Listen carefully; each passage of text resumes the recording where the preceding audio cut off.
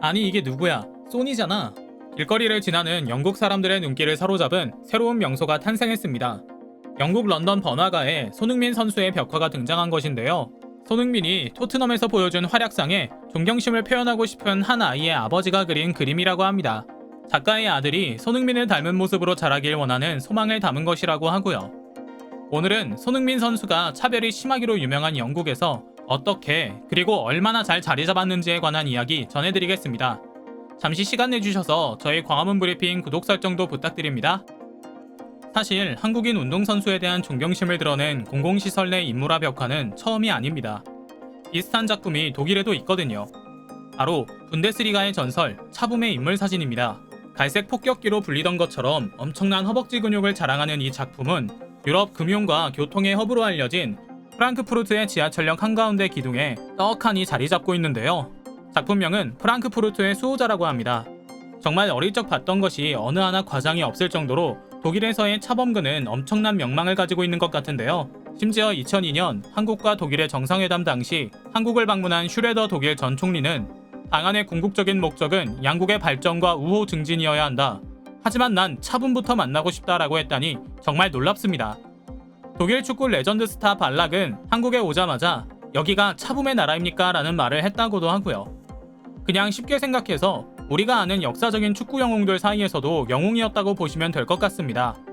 이런 이야기를 보면 손흥민도 차범근처럼 전 세계에서 한국을 대표하는 선수로 우뚝 자리 잡은 것 같아 너무 자랑스럽고요. 이제는 영국인들의 우상이 되어가고 있는 손흥민. 그의 인기가 어디까지 치솟을지가 벌써부터 궁금해지죠? 정말 무자비한 상승 곡선을 그리는 손흥민의 한계는 어디일까요?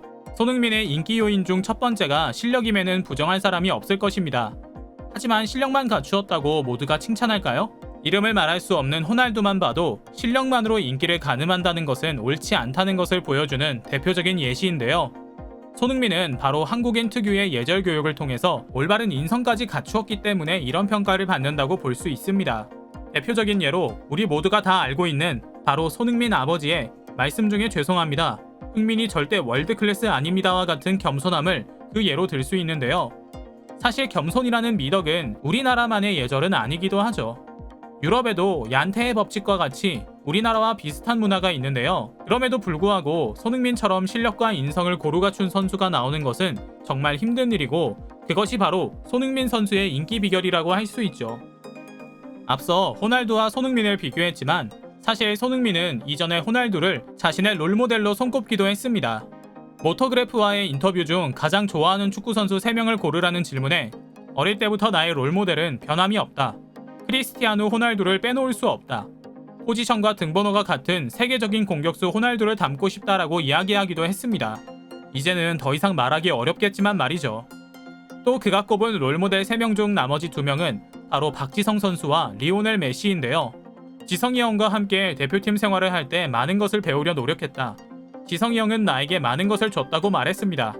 메시를 향해서는 호날두가 나의 롤모델이지만 메시가 축구는 더 잘하는 것 같다고 했는데요.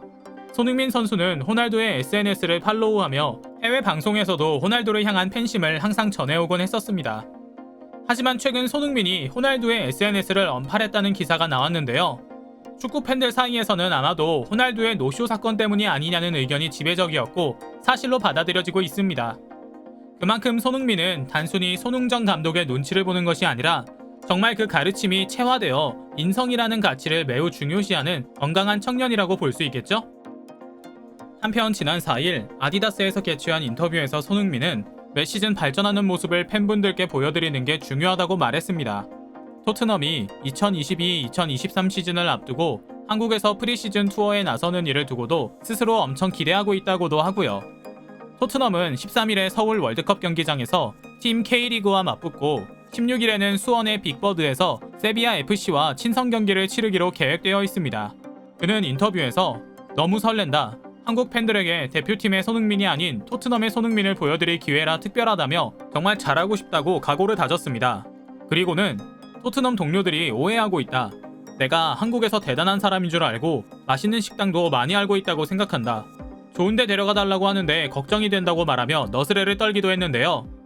동료들이 메뉴도 안 정해주고 무작정 맛있는 곳으로 데려가라고 하는데 한두 명도 아니고 50에서 60명이 되는 인원을 다 만족시킬 수 있을까? 그게 제일 큰 걱정과 부담이다라며 동료들에 대한 깊은 우정도 내비쳤죠.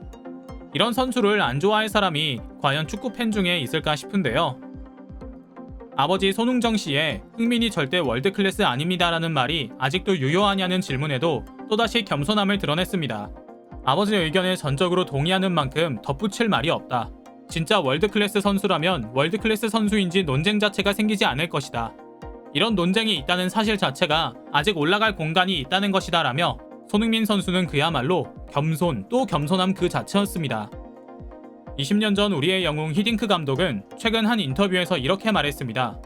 손흥민이 있었다면 아마 2002년 월드컵에서 우승을 했을 것이다 라고 말이죠. 히딩크 감독은 첼시와 토트넘의 경기에서 손흥민 선수의 플레이를 직접 보고 이런 말을 한 것인데요. 손흥민은 EPL의 수준을 뛰어넘을 것이다. 만약 손흥민이 2002년에 있었다면 우린 결승전에 진출했을 것이고 결승전에서 승리했을 것이다. 손흥민은 모든 팀이 필요로 하는 선수다. 나는 그가 엄청난 선수라고 생각하며 매우 잘하고 있다고 본다. 게다가 훌륭한 인성도 갖추고 있다라며 극찬을 아끼지 않았습니다. 히딩크 감독은 이미 과거에도 손흥민 선수가 판타지 스타가 될 것을 예견하기도 했는데요. 그는 나는 손흥민 선수의 첼시전 경기를 직접 보았다. 손흥민은 프리미어리그에서 뛰는 선수가 아니다.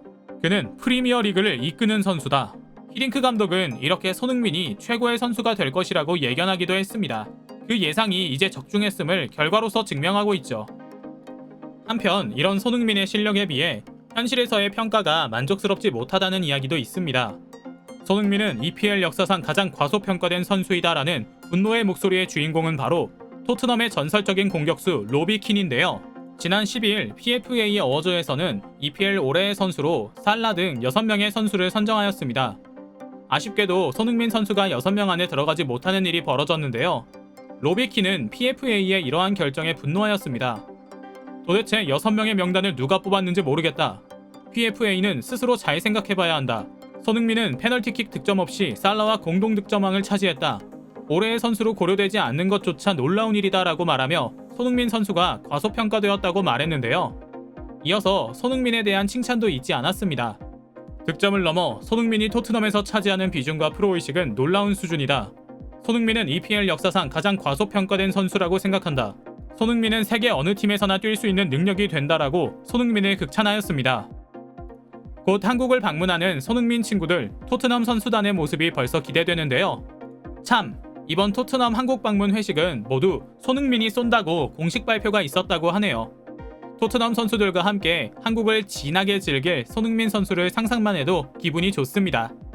저희 광화문 브리핑 구독 설정 부탁드리며 앞으로 손흥민 선수가 더 훨훨 날아다니길 기원합니다.